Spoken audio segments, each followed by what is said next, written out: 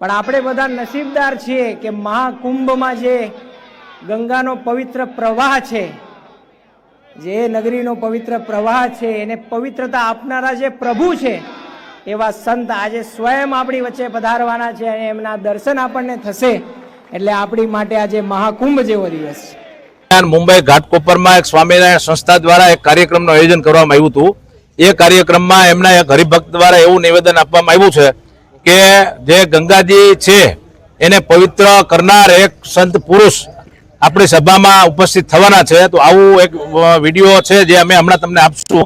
એ વિડીયોમાં એમનું જે નિવેદન છે એ એક ધૃણાસ્પદ છે। આવું નિવેદન એમણે કરવું ના જોઈએ। ગંગા મૈયા તો શિવજીની જટામાંથી જ્યારે આ પૃથ્વી પર અવતરણ થયું છે ત્યારથી જ એ પવિત્ર છે। આપણા દેશમાં કે વર્ષોથી પણ આપણે ક્યાંય એવું સાંભળ્યું નથી કે ગંગાજીને કોઈ ઈષ્ટદેવ, કોઈ ભગવાને કે કોઈ સાધુ સંતે એને પવિત્ર કર્યા હોય।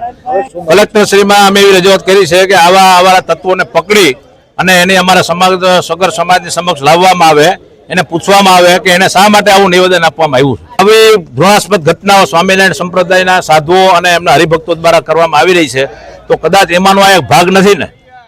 ગુંગડી બ્રાહ્મણ સમાજનું પણ અત્યારે ચાલી રહ્યું છે। આની પહેલા જુનાગઢ વીરપુર જલારામ બાપા વિશે પણ એ લોકોએ આવી કોમેન્ટ આપી હતી।